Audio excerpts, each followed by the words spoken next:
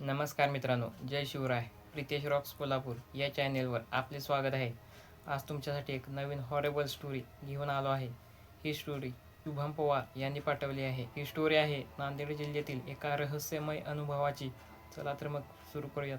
नांदेड जिल्ह्यातील एका गावामध्ये अस्मिता नावाची 40 वर्षीय महिला आपल्या कुटुंबासोबत राहत होती. त्यांचे स्वतःचे हॉस्पिटल देखील होते. पण मित्रांनो, गेले काही महिने त्यांच्या घरामध्ये खूपच वेगळी परिस्थिती निर्माण झाली होती. त्यांच्या घरामध्ये किरकोळ कारणावरून सारखे वाद व्हायचे. सर्वांना कोणता ना कोणता शारीरिक त्रास होत होता. त्यात मुख्य म्हणजे अस्मिताची जी मुलगी होती, तिला जास्त शारीरिक त्रास व्हायचा. त्यांचं स्वतःचं हॉस्पिटल असताना देखील त्यांनी बाहेरील मोठमोठ्या हॉस्पिटलमध्ये तिची तपासणी केली, पण प्रॉब्लेम काय आहे तो काहीच समजत नव्हता.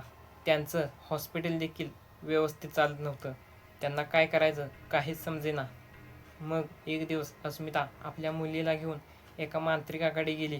मग त्या मांत्रिकाने अस्मिता आणि तिच्या मुलीला तिथे समोर बसायला सांगितले आणि त्या अस्मिताच्या मुलीवर कोणता तरी अंगारा फुकला एक मंत्र बोलू लागला. तो मंत्र बोलताच अस्मिताची जी मुलगी होती तिच्या अंगामध्ये कोणती तरी एक वाईट शक्ती जागृत झाली. ती कोणती जी वाईट शक्ती होती ती स्वतः त्या अस्मिताच्या मुलीच्या तोंडून बोलू लागली की मला यांच्या घरामध्ये यांच्याच शेजारील एका व्यक्तीने करणेबाधेतून पाठवलं आहे आणि यांचं घर मी आता पूर्णपणे उद्ध्वस्त करेन. असं बोलल्यावर तो मांत्रिक बाबा बोलला, मी असताना तू यांचं घर कसं उद्ध्वस्त करतेस ते मी बघतोच. असं बोलून त्या मांत्रिकाने कसली तरी पूजा केली. ती पूजा करताच त्या वाईट शक्तीला खूप त्रास होऊ लागला आणि मग काही वेळाने ती शक्ती पूर्णपणे नष्ट झाली. तो मांत्रिक बाबा बोलला, आता कसलीही काळजी करू नका, सर्व काही व्यवस्थित होईल, निश्चिंत घरी जा. असं बोलल्यावर अस्मिता आपल्या मुलीला घेऊन पुन्हा आपल्या घरी आली. त्यांना कसलाही त्रास होत नव्हता. पुन्हा पूर्वीसारखं सर्व काही व्यवस्थित झालं होतं. पण एक 8-15 दिवस झाले. 15 दिवसानंतर त्यांच्या घरामध्ये पुन्हा तसाच त्रास होऊ लागला. अस्मिताने त्या मांत्रिक बाबाला फोन केला आणि म्हणाली, तुम्ही जी पूजा केली होती तेव्हापासून एक 8-15 दिवस सर्व काही व्यवस्थित होतं, पण आता पुन्हा पूर्वीसारखं होऊ लागलं आहे. असं बोलल्यावर तो मांत्रिक बाबा म्हणाला, ठीक आहे, मला तुमच्या घरी यावं लागेल. तिथे येऊन पूजा करावी लागेल. तिथे पाहावं लागेल की काय आहे. मग त्या अस्मिता म्हणाली, ठीक आहे, तुम्ही कधी येताय ते सांगा. मग एक 4 दिवसांनी तो मांत्रिक अस्मिताच्या घरी आला.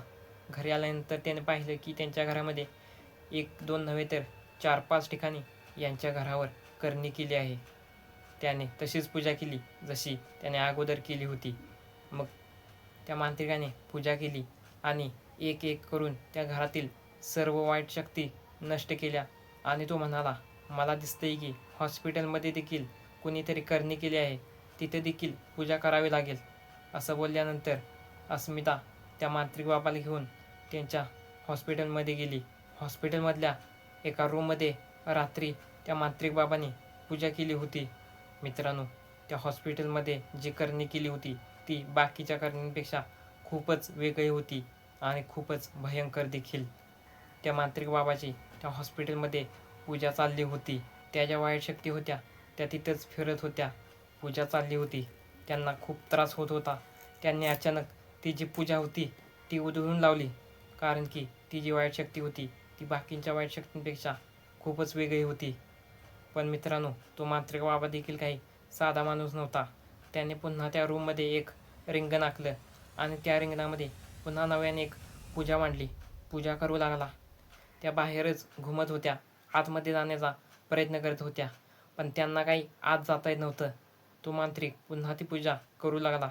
जशी तो पूजा करत होता तशी वाईट शक्तींना त्रास होत होता आणि मग काही वेळाने त्या वाईट शक्ती नष्ट झाल्या आणि मग पुन्हा कधीही त्यांना कसलाही त्रास झाला नाही.